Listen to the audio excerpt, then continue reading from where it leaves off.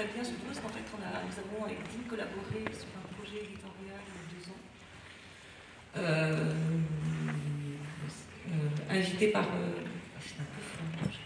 Invité par Alexandra Baudelot, qui était directrice du Feu Rosa Escape, et qui consistait à éditer, enfin, c'était une plateforme d'art contemporain, enfin d'art d'exposition et de diffusion de aide-moi un peu. Une partie, n'est-ce pas, du projet de Rosa Escape, c'était cette édition libale qui consiste à un format A2, n'est-ce pas, recto verso, et qui était offert aux artistes qui investissaient en fait le recto verso et invitaient un critique d'art ou philosophe à écrire sur le texte. Donc j'avais à l'époque invité Dean et j'avais produit ces 2 images que vous voyez là. Qui en fait, vous verrez peut-être un recto et un verso. dont j'avais l'honneur de commenter par un petit texte. Et donc je vais vous lire le texte sur ces 2 images. Il n'est pas un témoignage de culture qui ne soit en même temps un témoignage de barbarie. Donc, Walter Benjamin. Ce que ces 2 images nous offrent et en même temps ce qu'elles soustraient, ou plus exactement ce qu'elles révoquent, c'est le portrait. Tandis que le portrait se soustrait au regard, là où le cadrage des 2 images se resserre, dans l'une, le bas du visage du sujet échappe à la mise au point, alors que dans l'autre, une épaisse mèche de cheveux recouvre ce qu'il reste de très distinctif. Dans chaque cas, le modèle se soustrait dans l'acte même où il nous offre un objet à contempler. Ici, la couverture déchirée et griffonnée d'un bulletin d'information politique. Là, la collection presque complète de la revue Socialisme ou Barbarie, publiée entre 1949 et 1965. Dans le même temps, le portrait demeure inscrit à l'état latent sur la couverture vieillie du bulletin d'information des jeunes socialistes, dans sa défiguration même. Car ces mots griffonnés, ces flèches, ces marques spontanées apparaissent comme le résidu momentané et fragmentaire de la formation antérieure d'un sujet, pointant involontairement vers un désir de connaissance et en même temps vers une libération libidinale à l'égard des exigences et des contraintes d'une socialisation émergente, et dans ce cas politique. C'est l'image même de ce que Cornelius Castoriadis, membre fondateur de Socialisme ou Barbarie, a décrit plus tard comme étant les 2 imaginaires concurrents qui informent la constitution du sujet. D'une part, l'imaginaire radical du psychisme comme socle récalcitrant mais créatif et subjectif. D'autre part, l'imaginaire social, ses conventions et valeurs historiquement données, qu'en tant qu'être social, chaque sujet ne cesse d'instituer et d'incorporer. Mais parce que, comme l'affirme Castoriadis, l'un et l'autre restent dans un état de flux et de tension mutuelle, il laisse ouverte la possibilité de la résistance et du changement, permettant au final l'émergence et la constitution de nouvelles formes subjectives et sociales. Certes, tout cela nous éloigne du sujet bourgeois autonome qui continue d'informer la notion de portrait. Notion qui reste axée sur la prétention mythique à un accomplissement de soi, dégagé de toute contrainte psychique et sociale que l'on discerne dès la naissance de l'époque moderne, par exemple dans le portrait d'un jeune homme de Parmigianino. Le jeune modèle de Parmigianino témoigne du fait qu'à la fin du XVIe siècle, l'individu autonome était déjà entré sur la scène de l'histoire. Hegel, lors d'une visite au Louvre en 1827, disait sa fascination face à ce portrait dans lequel il voyait la représentation convaincante d'une joyeuse santé spirituelle, la liberté interne et l'insouciance vis-à-vis de l'extérieur, qu'il identifiait dans le regard et l'attitude du jeune modèle, anticipe, à la veille de l'invention de la photographie, la description faite par Walter Benjamin, un siècle plus tard, de l'aura émanant des premiers portraits photographiques.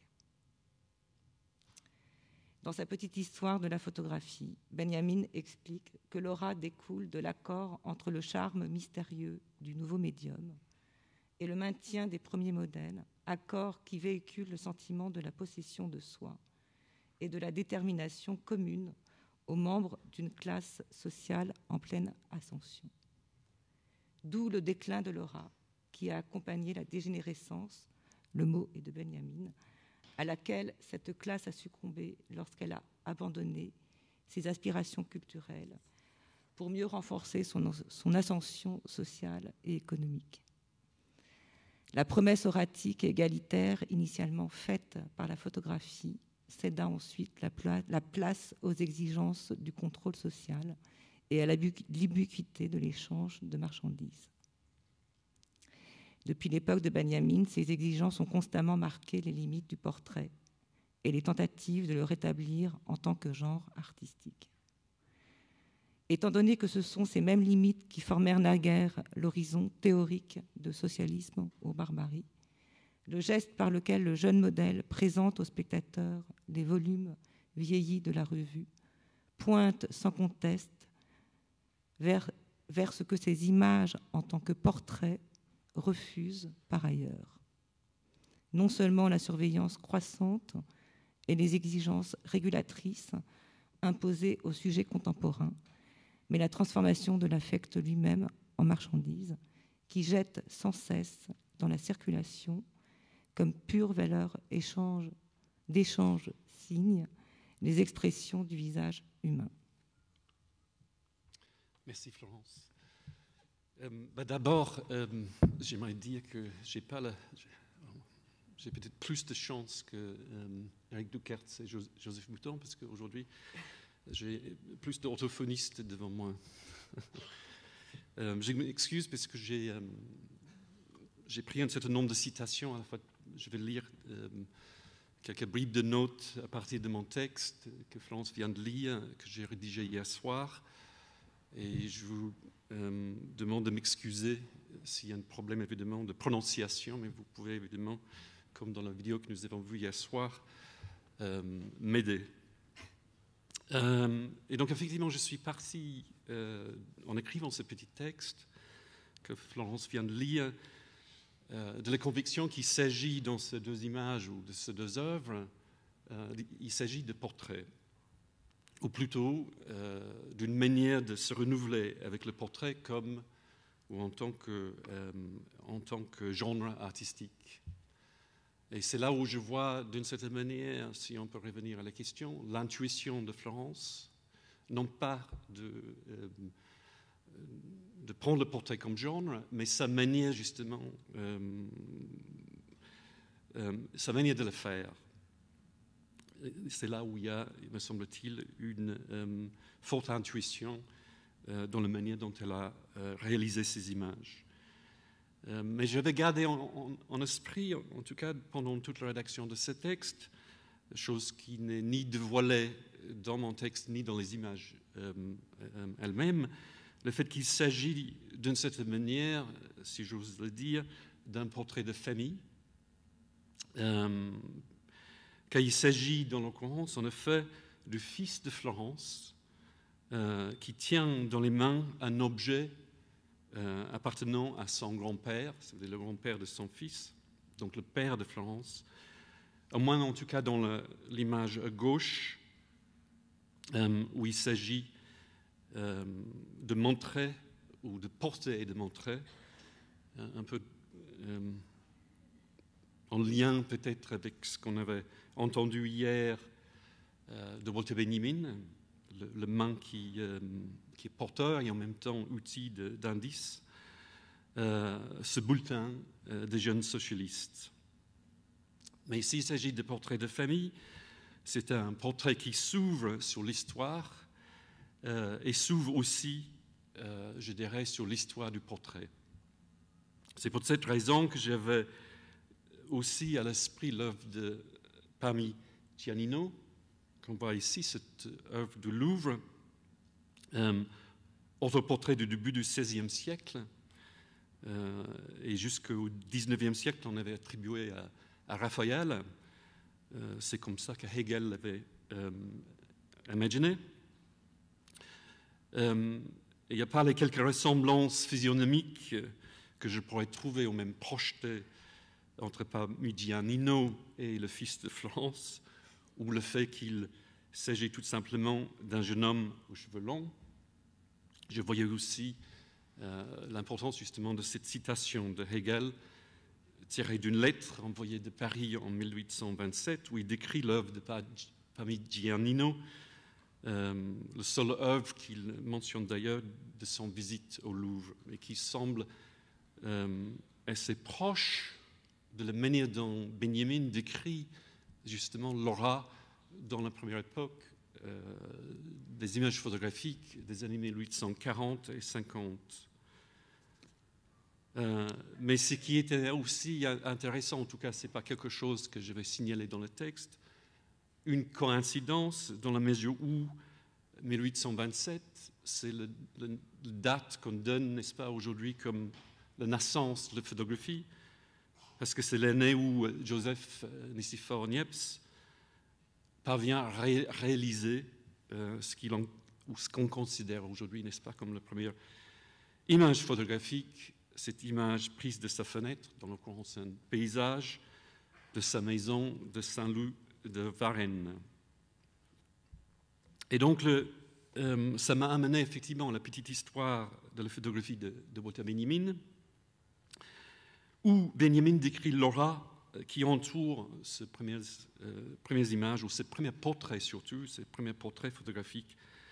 Et selon lui, ne perdure pas à faire à mesure que la photographie devient un outil visuel dominant à partir de la deuxième moitié du XIXe siècle.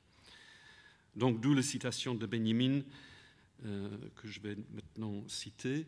Cette aura n'est certes pas le simple produit, dit Benjamin, d'un appareil primitif. Bien plus, il existait alors entre l'objet et la technique une correspondance aussi aiguë que devait l'être leur opposition dans la période du déclin de la photographie. Bientôt, en effet, les progrès de l'optique devaient fournir des instruments qui allaient chasser complètement l'obscurité et fournir un reflet fidèle des phénomènes.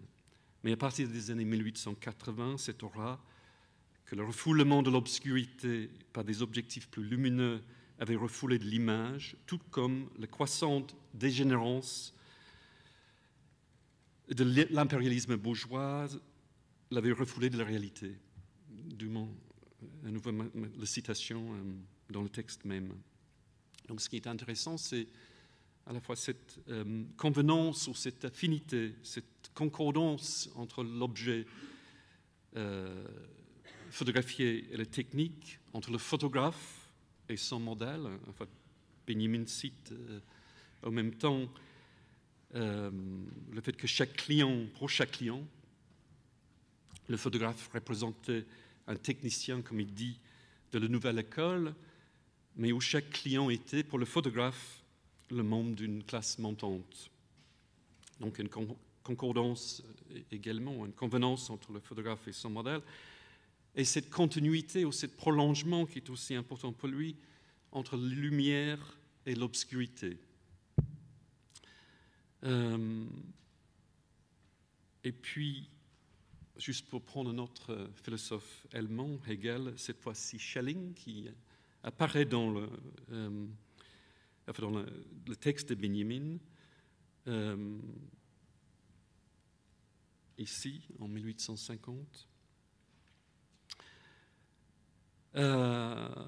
et qui est intéressant, 5 ans plus jeune que Hegel, et qui, contrairement à Hegel, qui est mort plus jeune que Schelling, a pu se faire photographier de son vivant, ici, 4 ans avant sa mort.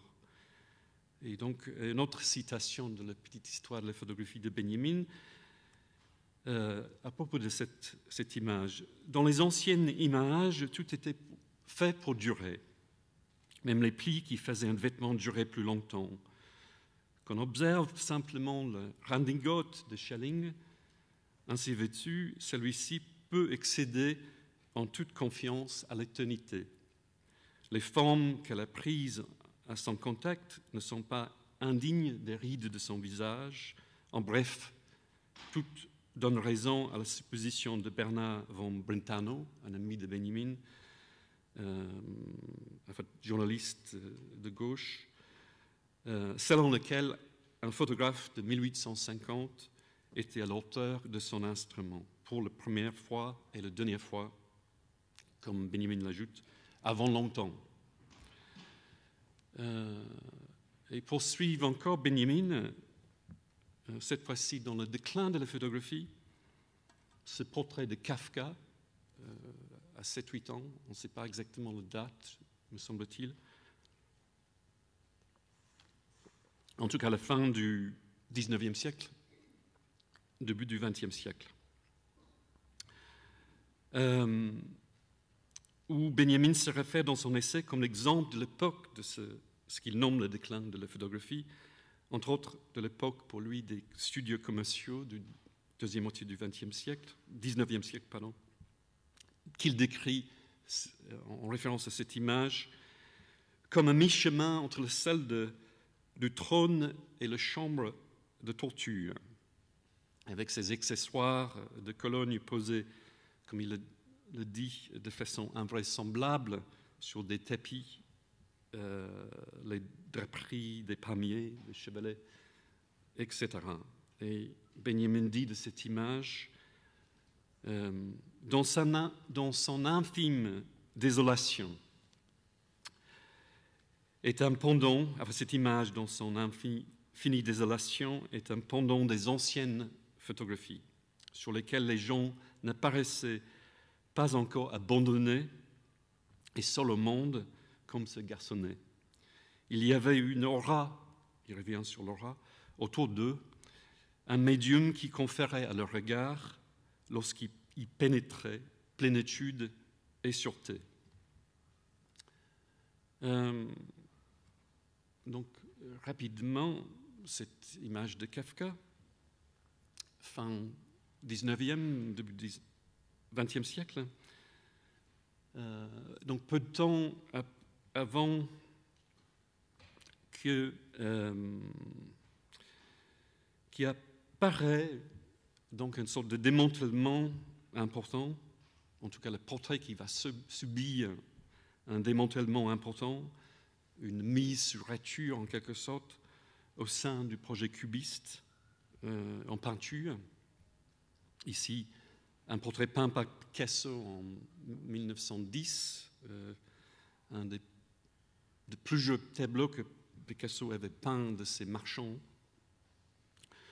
dans l'occurrence Wilhelm Ude, qui ici, avec son visage plissé, comme si la vraisemblance mimétique du portrait pourrait perdurer ici seulement comme caricature. Donc il y a déjà aussi quelque chose qui se présente comme problématique au sein du genre qui est le portrait. C'est-à-dire qu'on peut faire le constat que malgré son ubiquité, son omniprésence au XXe siècle, et le fait qu'il ressurgisse comme une sorte de tête d'hydra, chaque fois décapité, comme Picasso le fait, on pourrait dire que le portrait pose problème tout au long du XXe siècle comme genre artistique. Et à nouveau, Benjamin est conscient de ce problème dans son essai. Il l'indique dans des passages assez complexes, et complexes parce qu'il fait aussi le lien entre la photographie et le cinéma.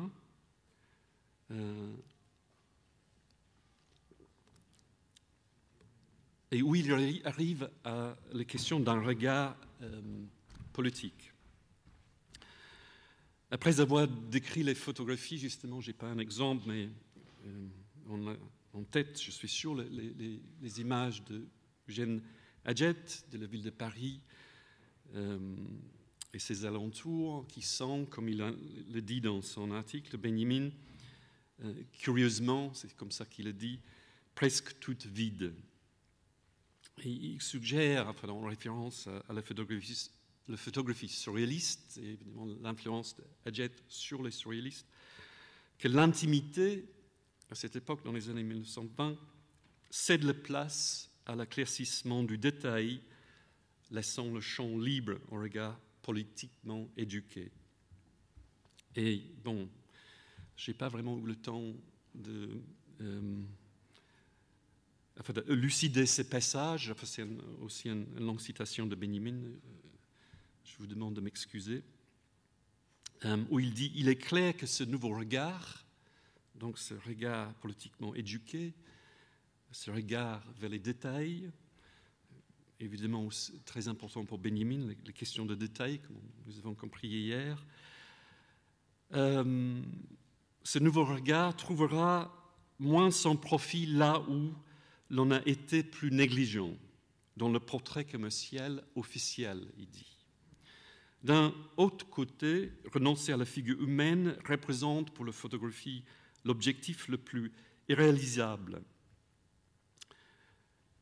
À celui qui l'ignorait, les meilleurs films russes ont appris que le milieu et le paysage ne se dévoilent que pour celui qui, parmi les photographes, sait les saisir dans leur manifestation anonyme sur un visage.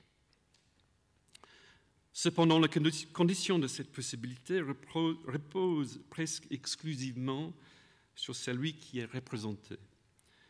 La génération qui ne tenait pas absolument à passer à la postérité par la photographie, mais se retranchait avec pudeur dans son espace vital à l'occasion d'un tel cérémonial, c'est-à-dire le cérémonial de la photographie, et puis cite un autre philosophe allemand, cette fois-ci Schopenhauer,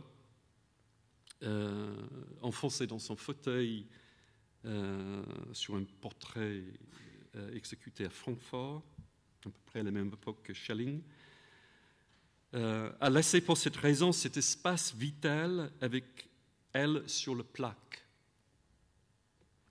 Cette, disons, nonchalance, enfin, cette absence de volonté de se faire photographier, malgré la photographie même, laisse, selon Benjamin, la possibilité de faire entrer dans l'image justement cet espace vital. Et il dit cette génération n'a pas transmis, ça veut dire cette première génération de la photographie, n'a pas transmis ces vertus. C'est alors que, pour la première fois depuis plusieurs décennies, les films russes permirent de laisser agir des gens devant une caméra sans en faire un usage photographique. Immédiatement sur la plaque, la figure humaine dévoilait une nouvelle, une incommensurable signification. Évidemment, c'est là où j'ai besoin un peu d'orthophonie. Vous pouvez m'aider, si vous voulez.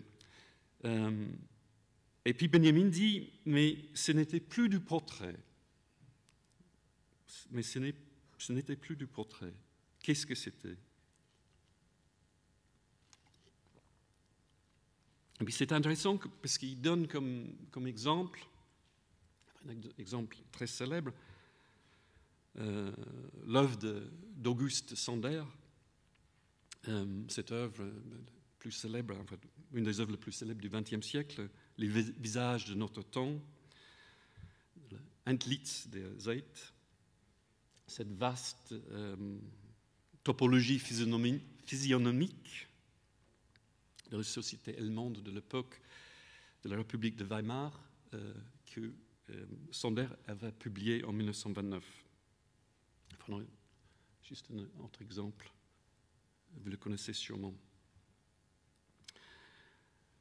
Car malgré le fait que Sander opère dans cette œuvre un déplacement du portrait à la figure unique, isolée et autonome, donc la figure bourgeoise, selon Benjamin, à une conception contextuelle et dans le courant sérielle.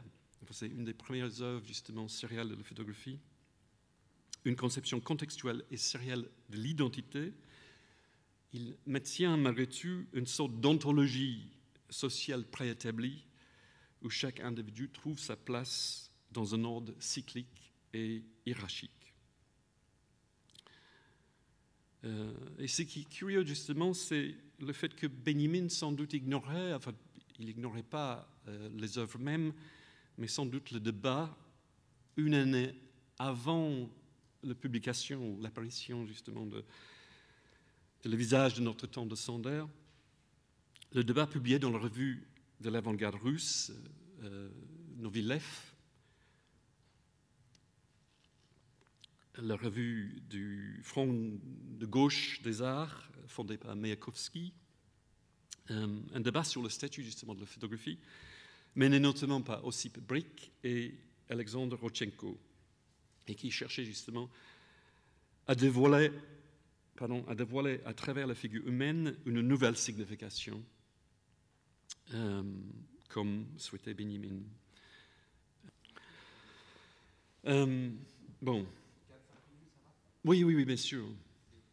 Alors, juste rapidement, donc, du coup, cette citation, un peu d'autophonie.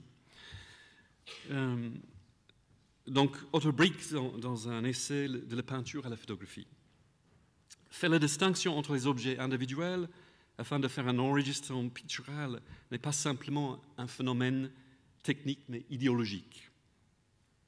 À l'époque pré-révolutionnaire, à l'époque féodale ou bourgeoise, la peinture et la littérature se donnaient la tâche de détacher les individus et les événements de leur contexte et de porter attention sur eux. Pour la conscience contemporaine, l'individu ne peut être connu et apprécié seulement en lien avec toutes les autres personnes, avec ce que la conscience pré-révolutionnaire considérait comme de l'arrière-fond. Pour aller rapidement, me semble-t-il, cette question justement d'une certaine égalité dans la question du portrait est quelque chose qui est aussi, que ce soit dans le contexte soviétique à l'époque ou dans l'art occidental, quelque chose qui reste très présent. À ce moment-là, quand j'étais hier soir en train de rédiger les notes, j'ai pris donc très rapidement quelques exemples pour montrer à quel point le portrait pose problème. J'ai pris dans le courant cet exemple de Robert Rauschenberg, This is a portrait of Iris Klert, If I Say So. Ceci est un portrait d'Iris Klert, si je le dis, de 1961.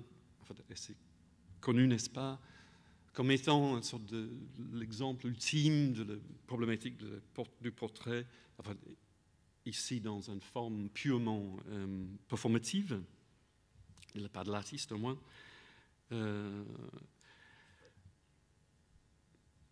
Et puis, donc, je vais aller très rapidement. On ne peut pas évidemment ignorer la présence du portrait dans une des œuvres où le portrait est le plus présent au XXe siècle, celle d'Andy Warhol, avec cette dialectique justement entre la célébrité et l'anonymat, qui est extrêmement important pour Warhol, enfin, contenu dans cette célèbre phrase « In the future, everybody will be famous for 15 minutes ».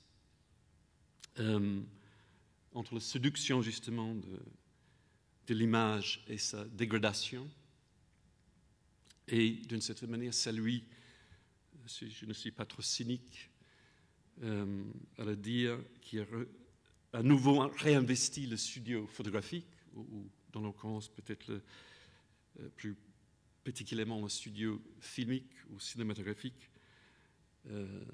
Il s'agit justement, n'est-ce pas, des célèbres screen tests, ce portrait filmé, où on passait 5 minutes devant la caméra de Warhol sans bouger, et qui est ici également à mi-chemin, comme disait Benjamin, entre la salle du trône et de la chambre de torture. Et juste pour contraster le travail de Florence avec un travail qui est plus récent dans la lignée de Warhol, très connu évidemment de la photographie allemande, de l'école de Düsseldorf, Thomas Ruff. Et donc je vais arrêter là pour rebondir rapidement sur le travail de Florence. Alors, ici, cet élargissement hyperbole des portraits qui ressemblent aux photos d'identité prises dans un photomaton. On sait évidemment que c'est des images qui ont été prises avec des chambres. Et cette série qui se limite à l'époque au portrait de ses camarades, ses amis de l'époque, et plus particulièrement ses co-disciples de l'Académie des Beaux-Arts de Düsseldorf. Et je dirais qu'il s'agit ici non seulement d'une identification, une identification aux outils de pouvoir, en fait, très clairement les outils de surveillance, mais peut-être de l'image même de ce qui est devenu un siècle plus tard, je suis désolé pour l'aspect un peu moraliste, à nouveau la dégénérance de l'impérialisme bourgeois dont parlait Benjamin, dans la mesure où, dans ces images, il n'y a plus le moins d'obscurité dans l'image même, plus le moins d'espace où se trancher avec pudeur dans son espace vital.